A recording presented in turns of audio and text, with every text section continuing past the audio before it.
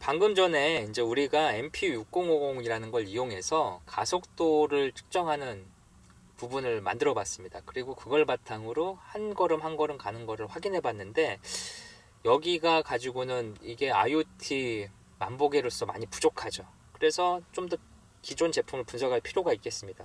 그 기존 제품을 봤더니 기존 제품에는 이렇게 LED도 붙어 있고 버튼도 붙어 있고 뭐 여러 개가 붙어 있습니다. 그래서 좀 우리가 만든 제품에도 이런 걸음걸이를 PC하고 연결시키지 않은 상태에서 표시해 줄 수 있는 장치를 한번 구현해 보자. 그게 어떤 게 있을까? 세븐 세그먼트 같은 장비가 대표적일 것 같습니다. 세븐 세그먼트는 지금 여기 보시는 것처럼 7개의 LED 패턴을 이용해서 숫자를 표시해 줄 수 있습니다. 이 숫자 표시해 주는 것을 이용해서 여기 보시는 것처럼 이렇게 숫자와 아두이노를 이용해서 세븐 세그먼트로 표시를 해줄 수가 있는데요. 이런 표시를 통해서 구현하는 코드는 여기 보시는 것처럼 만들 수가 있습니다. 세븐 세그먼트는 기본적으로 이런 값들을 갖다가 LED를 온오프 시키는 거죠. 그거를 패턴을 이용해서 숫자를 0부터 9까지 표시해 줄 수 있습니다. 하나의 세븐 세그먼트에는. 그래서 이러한 숫자를 표시해 주는 거를 갖다가 이렇게 이런 셋업과 루프 코드를 이용해서 작성할 수가 있습니다. 그래서 이러한 코드를 이용해서 작성을 하고, 뭐 예를 들어서 요 세븐 세그먼트 같은 경우에는 1이면 오프, 0이면 온 해가지고 이렇게 색깔을 표시해주면 이런 배열에서는 요 값이 4가 표시되는 그런 형태로 해서 규칙을 정리한 다음에 이걸 곧바로 적용해서 이렇게 회로를 구성할 수가 있습니다. 그래서 이 회로는 기본적으로 MPU6050 모션 센서에서 값을 읽어드린 거를 아두이노 내부에서 처리해서 걸음걸이를 세븐 세그먼트로 표시해주는 그런 기능을 갖고 있습니다. 회로는 이렇게 되고요. 소스 코드를 통해서 보면은 세븐 세그먼트 초기화하는 코드가 셋업 부분에 들어가 있고요. 여기에 들어가 있죠. 그 다음에 루프 부분에 세븐 세그먼트 걸음걸이 표시해주는 부분을 추가했습니다. 그래서 세븐 세그먼트를 추가해주는 부분이 있는데, 초기화하는 부분에 대해서는 이게 7개의 핀이기 때문에 핀 모드를 통해서 출력 장치를 하나씩 LED를 설정해줬습니다. 그 다음에 설정해준 다음에 이거를 갖다가 걸음걸이 표시할 때 디스플레이 디지트라고 하는 함수를 하나 만들어서 거기다가 10으로 나눈 나머지가 출력되게 만들었습니다. 이 걸음걸이가 계속 증가할 건데 세븐 세그먼트는 0부터 9까지밖에 표시를 못하기 때문에 퍼센트 연산자로 나머지를 구해주면은 0부터 9까지를 표시해 줄 수가 있겠죠. 그래서 디지털이라는 함수를 가지고 표시해주고, 이거는 앞서 설명드린 대로 이런 배열 패턴을 이용해서 값을 껐다 켰다 하면서 숫자를 표시할 수가 있습니다. 그래서 이제 세븐 세그먼트는 여기 보시는 것처럼 요 A, B, C, D, E, F, G 그 다음에 P 채널을 이용해서 여기다가 값을 켜줘 갖고 이제 LED를 표시할 수 있게 그 숫자를 표시할 수가 있습니다. 그래서 이런 식으로 이제 함수를 만들어서 구현해 주고요. 실제 실행 결과를 한번 보시면은요. 여기 MPU6050이라는 모션 센서의 아두이노에 걸음걸이를 표시할 수 있도록 세븐 세그먼트를 작성했습니다. 그래서 요 판을 가지고 이렇게 흔들면서 보면은 이제 PC하고 연결하지 않더라도 자체적으로 몇 걸음을 걸었는지를 알아낼 수가 있습니다. 근데 이렇게 만들었다고 해서 여기서 IoT 장비로 보기는 어려울 것 같습니다. 왜 어렵죠? 이게 사실은 기존 만원짜리 만보계하고 사실 똑같은 거죠. 차이점이 거의 없죠. 오히려 만원짜리 만보계는 버튼도 달려 있습니다.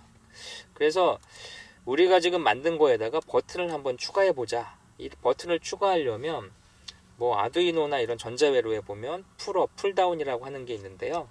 이렇게 그 입력핀 쪽에 그 플로팅이라고 해서 전압 상태가 이렇게 계속 변동이 일어납니다. 이 변동이 일어난 전압 상태, 플로팅 상태를 변화시키기 위해서 입력핀과 전원 사이에다가 어떤 저항을 위치시켜 가지고 처리할 게 필요한데요. 이런 저항 위치하는 위치가 전원 쪽이면 풀업이고요. 그 다음에 그 전원 공급 쪽이 아닌 그라운드 쪽에 이런 걸 위치할 경우에는 이걸 풀다운이라고 부릅니다. 그래서 이런 식으로 풀업, 풀다운으로 설치를 하는 방식이 있으면 이거를 갖다가 이제 이런 식으로 회로를 구성할 수 있겠죠. 그래서 아두이노 기본 과정에서 이렇게 버튼을 갖다가 회로를 구성하는 방법을 구현을 하고, 여기에다가 실제 버튼 설정을 해주면, 뭐 버튼 설정은 인풋 장비니까 인풋을 써주면 되겠죠. 버튼 인풋을 쓰고 그 인풋된 거를 갖다가 실제 값을 측정해서 처리할 수 있도록 구현할 수가 있습니다. 그래서 여기다가 이제 우리 만보기에다가 이렇게 좀 본격적으로 하기 위해서 여기에 버튼을 하나 더 달았습니다. 뭐 초기화 버튼과 그 어떤 단계별 스텝을 표시해주는 그런 버튼을 두 개를 달았죠. 그래서 기본적으로 만보기에 움직임 측정, 표시 장치가 이렇게 들어가 있는데 여기에 버튼 설정 장치가 두 개가 더 추가됐습니다. 그래서 이런 식의 회로들을 갖고요. 여기 보시면 이제 똑같은 코드에 계속 살이 들어가는 거죠. 버튼 초기화 코드가 들어가고 버튼을 눌렀을 때 어떻게 작동할지에 대한 그런 그 논리 연산 구문이 들어가면 될 것 같습니다. 그래서 버튼 초기화하는 코드를 여기다가 넣을 건데 초기화 버튼과 그 다음에 평균을 계산하는 버튼 두 개를 집어넣습니다. 그래서 버튼이 눌리면 노가 되도록 풀업으로 설정을 해서 버튼을 초기화를 했고요. 이 풀업 버튼을 이용해서 이렇게 코드를 작성했습니다. 그래서 자세한 내용들은 코드를 쭉 보시면 될 것 같고요.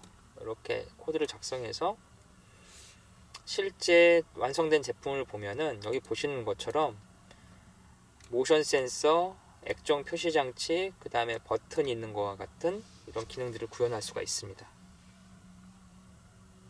이렇게 구현한 기능만 가지고는 사실 이거를 IoT 디바이스라고 부르긴 어렵습니다. 왜냐하면 IoT는 녹화를 센서에서 취합한 정보를 갖다가 더 위쪽에다 밀어 올려줘야 되죠. 밀어 올려주기 위한 채널 중에 하나가 바로 통신 채널이 필요한데 이런 통신 채널 중에 가장 유망한 게 바로 블루투스입니다. 이 블루투스가 유망한 가장 큰 이유는 우리가 쓰는 거의 모든 스마트폰에는 블루투스와 와이파이, 그 다음에 LTE 같은 면허 대역 통신 영역을 처리할 수 있는 칩이 내장되어 있습니다. 특히 블루투스는 그 근거리 무선 네트워크 중에 가장 많이 활용되는 거죠. 그래서 와일리스, 프라이빗, 에어리어 네트워크라는 게 존재합니다. 뭐 더블팬이라고 불리는 기술인데요. 이 더블팬 기술을 이용해서 쓰는 대표적인 무선 장치가 바로 블루투스입니다. 블루투스는 버전이 1.0, 2.0, 3.0, 4.0, 5.0까지 나와 있는데요. 보통 블루투스가 많이 일반인들한테 공개된 게 블루투스 3.0부터입니다. 그래서 블루투스 3.0을 처리하는 토큰 중에 아두이노가 가장 많이 쓰는 게 지금 보시는 HC06 이런 모델들을 가장 많이 쓰는데요.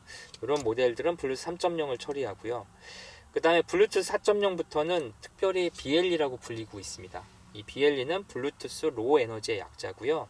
저전력으로 데이터를 통신할 수 있는 장비를 제공합니다.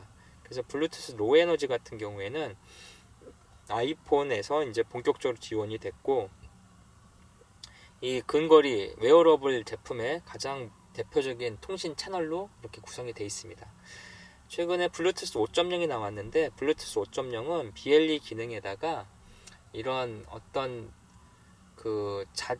회로망을 통신 회로망을 능동적으로 설정할 수 있는 애드웍 기능이 추가되어 있습니다. 그래서 기존의 지그비 같은 그런 통신 채널들을 이용해서 처리하는 것들을 좀 더 효율적으로 할 수 있는 게 블루투스 스펙 안에 내장이 됐고요.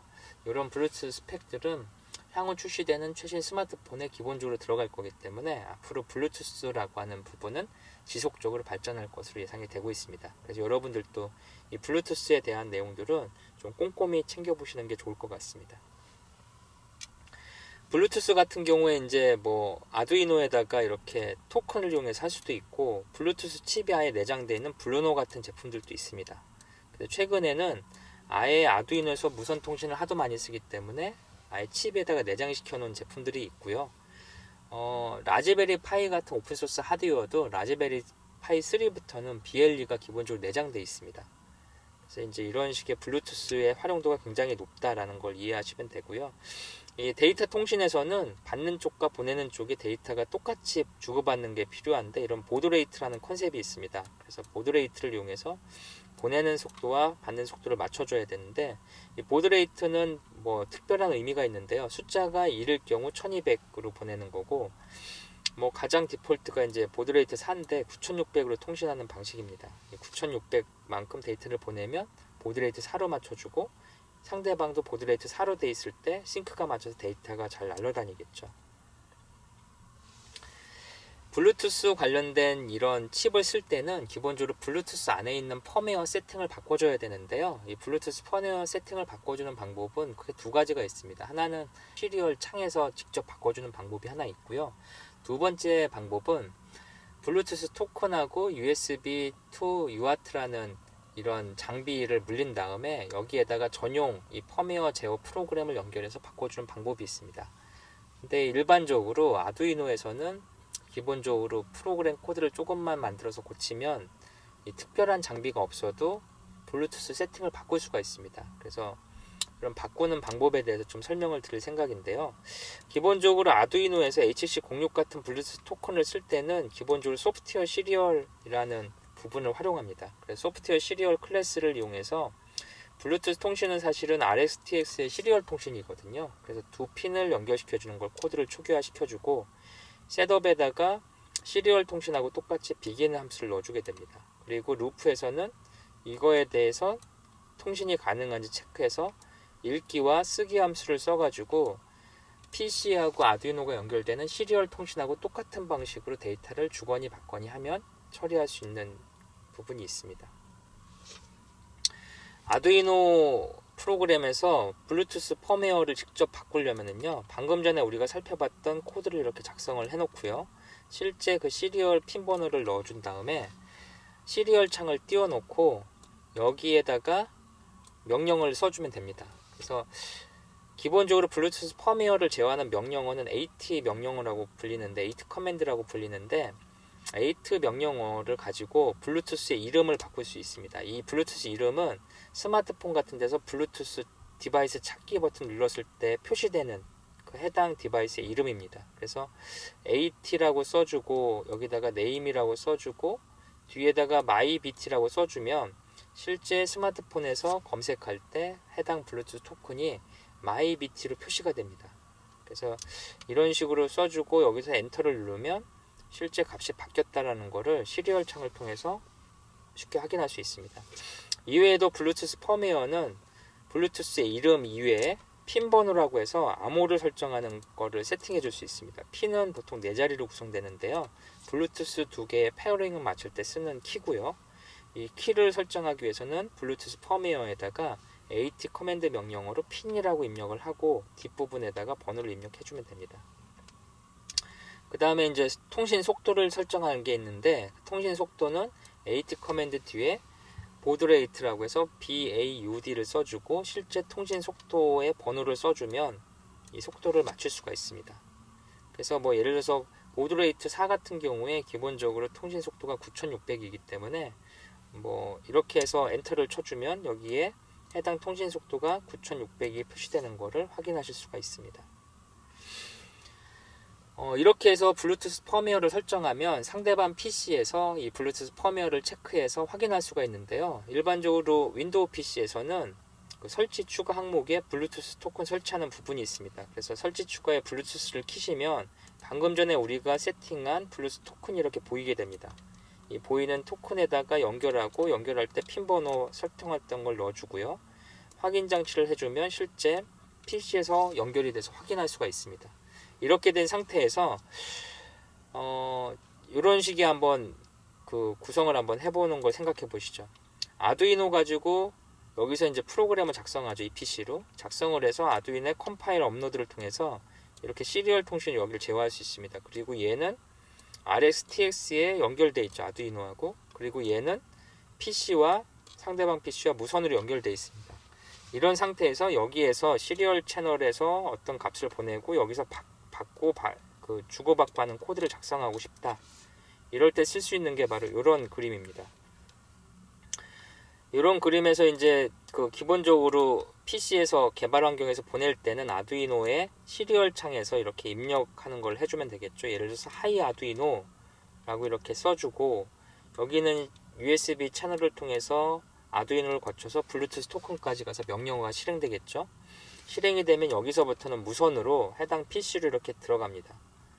PC로 들어가고 여기서 이제 이 값을 확인할 때 유용하게 쓸 수 있는 게 헤라클레스라고 하는 도구가 있습니다. 이런 헤라클레스를 깔아서 해당 컴포트를 인식만 시켜주면 이쪽 반대편에 있는 컴퓨터에서 보낸 이런 하이 아두이노라는 메시지가 이쪽에 출력하는 것을 확인할 수가 있습니다. 반대로 이쪽 프로그램에서도 메시지를 입력하고 샌드를 넣어주면 무선으로 와서 유선을 거쳐서 다시 이 시리얼 창에 하이 아두이노 같은 문자열을 표시해주는 기능을 확인하실 수가 있습니다. 그래서 컴퓨터에서 블루투스를 인식해서 연결할 때 많이 쓰는 게 바로 지금 보시는 헤라클레스 같은 툴이고요. 이 헤라클레스를 이용해서 블루투스 통신을 만들 수가 있습니다. 그래서 이제 여기가 이제 그 시리얼 통신하는 부분들이 이렇게 써 있는 부분이고요. 그래서 여기 탭이 시리얼, 그 다음에 이제 방금 전에 아두이노하고 주고받는 값이 표시되는 부분, 그 다음에 아두이노 쪽에 값을 보내는 부분들입니다. 그래서 이러한 간단한 체크와 요 블루투스 연결 채널만 연결해주면 쉽게 이제 데이터를 주고받을 수가 있습니다. 방금 전에 봤던 아두이노 시리얼 창을 이용한 그런 블루투스 값 변경 말고 직접 이렇게 헤라클레스를 이용해서 블루투스 펌웨어 설정을 변경할 수도 있습니다. 그럴 경우에는 블루투스 설정 변경을 위한 USB to UART 같은 모듈이 추가로 필요합니다. USB to UART 같은 모듈들은 FTDI라는 드라이버 설치가 필요한데요. 지금 보시는 이런 사이트에서 쉽게 드라이버를 설치하실 수가 있습니다. 그래서 헤라클레스는 방금 전에 설명드렸던 AT 명령어를 이제 직접 구현하는 그런 기능들을 갖고 있고요. 이 시리얼 창을 통해서 이 명령어를 직접 넣어주면 이 블루투스가 갖고 있는 펌웨어의 값을 변경해 줄 수가 있습니다. 그래서 이제 블루투스를 가지고 PC 연결하는 걸 살펴봤고요. 블루투스를 이용해서 안드로이드 같은 무선 장비 연결도 역시 동일합니다. 여기가 PC가 아니라 이제 스마트폰, 안드로이드 폰이 되는 건데, 여기는 뭐 아까 설정하고 똑같죠. 여기 설정하는 방법은 스마트폰에 보시면 블루투스 연결하는 부분들이 있습니다. 그래서 기본적으로 스마트폰에서 블루투스 연결하는 부분들을 이렇게 찾고요. 여기서 이제 연결을 시켜주죠. 그래서 스마트폰에 블루투스 연결하는 부분 찾아서 핀 이름 찾고 핀 번호 찾아서 연결시켜 놓은 다음에 이거를 처리할 수 있는 그 PC의 헤라클레스 같은 프로그램을 하나 띄워 가지고 여기에서 데이터를 주고받는 거를 구현해 볼 수가 있습니다. 안드로이드 폰에서 블루투스 연결된 거를 쉽게 처리할 수 있는 프로그램이 하나 있는데요. 앞에서 살펴봤던 PC의 헤라클레스하고 비슷한 역할을 하는 프로그램이라고 보시면 됩니다. 구글 플레이 스토어에서 블루투스 SPP 툴 프로라고 하는 프로그램이 있는데 이 프로그램을 검색하셔서 받으시면은요, 설치를 통해서 곧바로 블루투스하고 연결하는 데이터 통신을 하실 수가 있습니다. 그래서 아까 봤던 PC에서 헤라클레스를 이용해서 데이터 주고받은 거를 PC에서 안드로이드 폰에서 데이터 주고받는 걸로 바꿔서 바로 확인하실 수가 있습니다.